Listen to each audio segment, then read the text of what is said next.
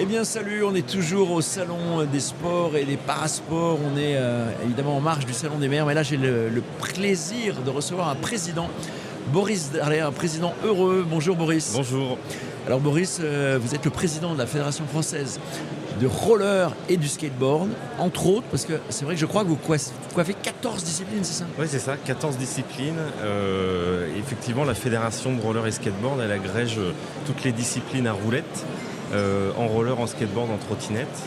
Et puis je crois qu'on est là aujourd'hui pour parler aussi d'une délégation qu'on a demandée il y a 2 ans et qui nous a été octroyée par le là c'est ministère. phénoménal. Déjà, on gère la longue piste sur glace. Voilà, alors ça évidemment c'est ce qui m'amène et l'actualité du jour évidemment. Boris, parce que alors on n'a pas été témoin, moi je n'étais pas témoin, je n'ai pas vu des images énormément de cet événement. Mais il y a un événement majeur du sport et là je suis très sérieux, qui est donc la performance réussie par Timothy Lubino sur 5000 mètres en patinage de vitesse, c'est-à-dire la longue piste, puisque ça c'est les Québécois qui appellent ça la longue piste, mais on a toujours appelé ça la vitesse, le patinage de vitesse, par opposition à la courte piste, le short track, très connu également en France.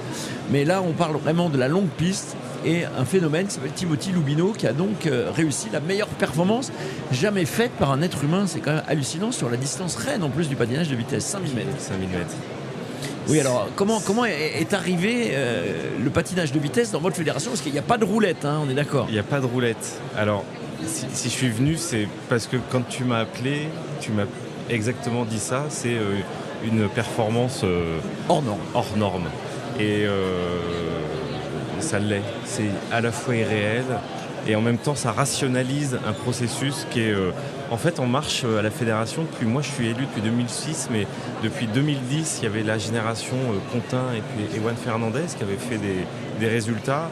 Et il y avait eu des tensions. Les athlètes qui viennent du roller... Alors, oui, je reviens. Oui, alors il faut bien expliquer ouais, on va expliquer ça. Voilà, le roller, effectivement, et le patinage de vitesse également, mais fait avec des petites roulettes. Ouais, donc ça, tout le monde connaît les rollers. Et c'est vrai qu'il y a des compétitions de distance, et notamment de longue distance. Donc c'est vrai qu'il y a une similitude entre les deux disciplines. Et très souvent, les athlètes du patinage de vitesse s'entraînent à roller, et réciproquement. Oui, c'est ça. Et alors en France, comme il n'y a pas d'anneau, en fait, les athlètes, typiquement Timothy Lubino, ils démarrent le patinage de vitesse sur roller à 5 ans et participent à un circuit de compétition fédérale que notre fédé organise. Avec des roulettes. Hein. En roulette. Voilà. Qui est d'ailleurs la roulette, ça appartient à une fédé internationale qui s'appelle la World Skate.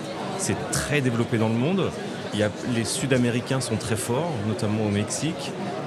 En Europe, la France est une des fédérations leaders. Et en réalité, on se rend compte que depuis une dizaine d'années, les athlètes qui vont gagner des médailles aux Jeux Olympiques sur la longue piste sur glace, à 45-47%, ils sont issus du roller. Pourquoi? Parce qu'en fait, le roller permet de s'entraîner toute l'année, quel que soit le temps. Avec une dualité de pratique. En fait, l'hiver, on va à la glace. L'été, on fait un championnat qui est quand même de très grande qualité sur le roller. Et en fait, les athlètes sont activés toute l'année. Alors, on va expliquer quand même un peu, parce que toi et moi, on a un peu une vision quand même de ce patinage de vitesse sur glace. Mais c'est vrai que les équipements sont très très rares. Donc en France, tu l'as dit, il n'y a pas d'anneaux, et ce depuis très longtemps. Il y a eu des anneaux qui ont été créés, notamment à l'occasion des Jeux de Grenoble, puisque c'était en plein milieu du parc Paul Mistral, pour ceux qui connaissent Grenoble. Ensuite, il y a eu un anneau provisoire pour Albertville en 1992. Et là, pour les Jeux de 2030, je crois qu'on ne sait pas du tout à l'heure actuelle où on va disputer les épreuves. Mais il est hors de question, par les temps qui courent, de construire un anneau provisoire pour la France, et notamment à Nice, parce qu'on pourrait imaginer ça à Nice ou dans le sud de la France. Tout ça pour dire qu'il n'y a pas d'équipement en France. Il y en a très très peu en Europe. Il y en a aux Pays-Bas, il y en a en Allemagne, à Insel, il y en a en Italie aussi. Il n'y en a plus en Italie. Il n'y en en a plus en Italie. Ça y est, il est plus utilisé. Le long piste, il n'y en a plus, non. Mais là, ils vont quand même utiliser un anneau pour les Jeux. Un anneau temporaire. Voilà, qui sera à Milan. Ouais, à Milan.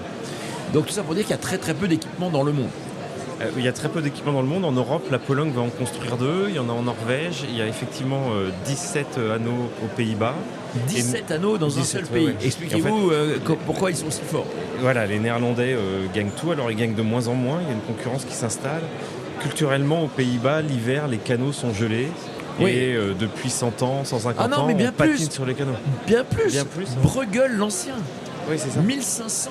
Ok. 1500 après c'est un peintre archi connu.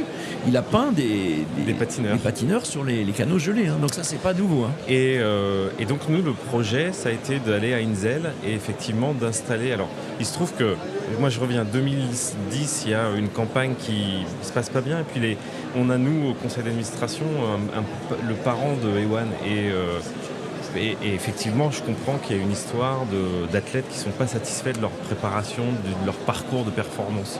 Et c'est une histoire qui revient quasiment à tous les conseils d'administration. On a le petit quart d'heure un peu de morale sur la manière dont les athlètes se préparent à la longue piste.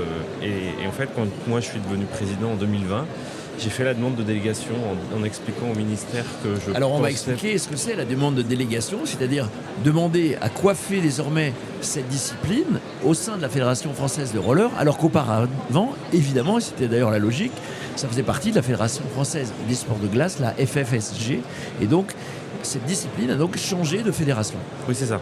On a demandé la délégation, c'est-à-dire de pouvoir organiser un championnat de France qui ne s'était jamais fait, et de pouvoir préparer les athlètes dans un cursus dual, c'est-à-dire préparer avec le roller l'été et la glace l'hiver.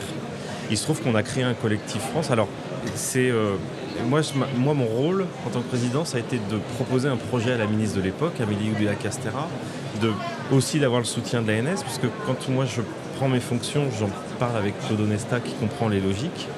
Et donc, cette décision-là, elle est, on va dire, travaillée avec l'agence et avec le ministère. C'est une décision de la ministre. Et une fois que la décision est prise, nous, à la fédération, on a mis en place un plan.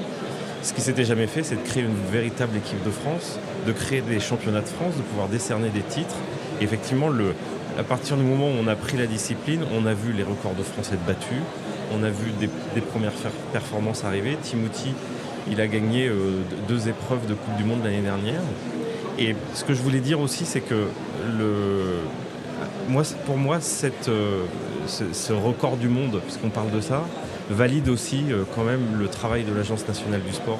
Sans une agence telle qu'elle est configurée aujourd'hui, on n'aurait jamais eu ce résultat. Parce que c'est bien de le dire. C'est aussi la rencontre avec des personnes au niveau de l'agence qui ont été capables d'accompagner la fédération, d'accompagner les équipes, de redonner des moyens, de nous forcer aussi à se mettre dans un programme ambitieux autour de la longue piste pour aller chercher des médailles et de permettre, avec de l'innovation, espérer aller chercher une performance sur une discipline dont on ne s'occupait pas. Est-ce que tu veux nous faire rêver et nous parler de Timothy Loubino? Parce que c'est vrai que personne en France ne le connaît. Donc Timothy, c'est un athlète. Moi, je me rappelle, 2023, on organise des championnats d'Europe de roller. Je lui remets une médaille et il a pleuré. Et donc, je lui ai dit quelque chose de très simple. Je l'ai vu, il était très, très ému. C'est à la fois quelqu'un qui a énormément d'humour, très simple, très émotif.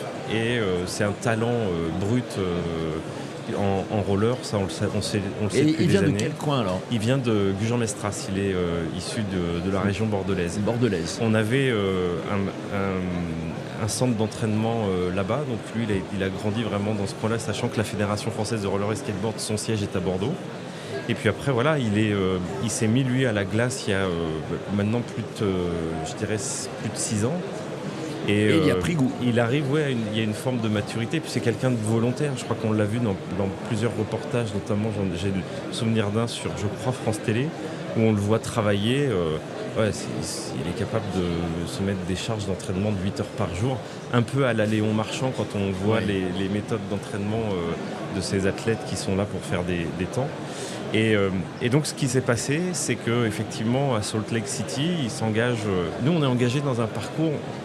Notre objectif, c'est de qualifier les athlètes au jeu, et en nombre, pour pouvoir prouver le projet est valable. Et puis après, au jeu, essayer d'aller décrocher une médaille. Il se trouve que ce qu'il raconte très bien, il démarre sa course, il veut faire ses tours en 28 secondes, et puis en fait...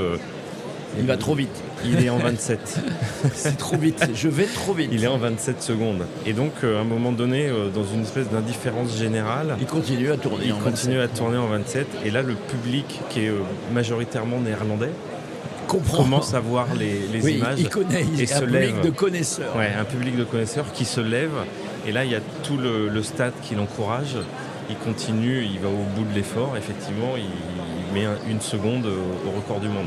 Ce qui est complètement fou, c'est que il n'y a pas d'anneau de vitesse en France. On a un recordman du monde d'une discipline dont l'équipement de référence n'existe pas chez nous. Il s'entraîne où alors? Il s'entraîne à Insel. Insel en Allemagne. Ouais, alors là, c'est l'ex-RDA, c'est l'Allemagne de l'Est. C'est ça, c'est vraiment tout à l'est de l'Allemagne, dans un tout petit village. Alors, dans le lancement, ça me fait penser, parce qu'on a côté du stand du CNOSF, dans le lancement de la campagne Aller les Bleus, il se trouve qu'ils sont allés filmer à Insel. J'ai vu ces images. On a vu les images, voilà. Et donc, on a, avec les moyens de l'Agence nationale du sport, pu installer une équipe de France là-bas, qui s'entraîne depuis mi-octobre de mémoire.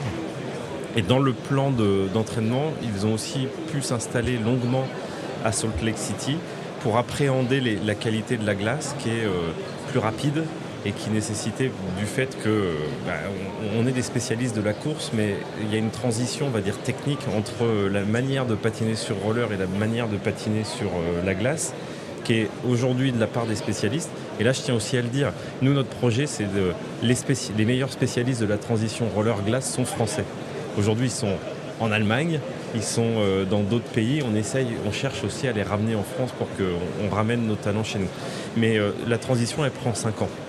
Et donc, Timothy, il est dans une forme de maturité de sa transition. Nous, notre projet, c'est aussi d'aller chercher des athlètes plus jeunes qui ont aujourd'hui 1 an ou 2 ans de transition, en se disant qu'à 2030, on aura un vivier dont on espère qu'il pourra faire briller la France. Alors justement, on va peut-être finir là-dessus. Dans quelques mois, quelques semaines à peine, il y a les Jeux Olympiques de Milano-Cortina en Italie, Milan-Cortina 2026. On y sera, Boris, pour notre plus grand plaisir. Est-ce qu'on peut dire que Timothy a une chance de médaille? Est-ce qu'il y a une chance sérieuse de médaille ou pas? Quand vous explosez un record du monde à 3 mois des Jeux, si vous voulez, nous on est depuis 2 ans à expliquer, il y a aussi la forme saisonnière. à rêver. Est-ce qu'il n'est pas arrivé en forme un peu trop tôt?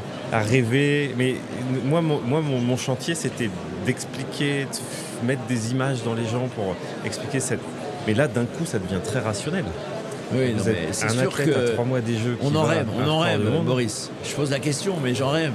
Je suis comme un fou et je serai présent au bord de l'anneau de vitesse de Milan. Donc il y a effectivement cette question, est-ce qu'il n'est pas en forme trop tôt, etc. On verra. On verra mais bien. En tout cas, on est sur un sujet qui devient sportivement rationnel. On y croit et un grand merci d'avoir partagé cette passion, Boris, président donc de la fédération non seulement du roller mais aussi du skate et du patinage de vitesse. Voilà, c'est une drôle de fédération, mais en tout cas on est très content de t'avoir reçu au micro de Radio Sport. Merci Boris.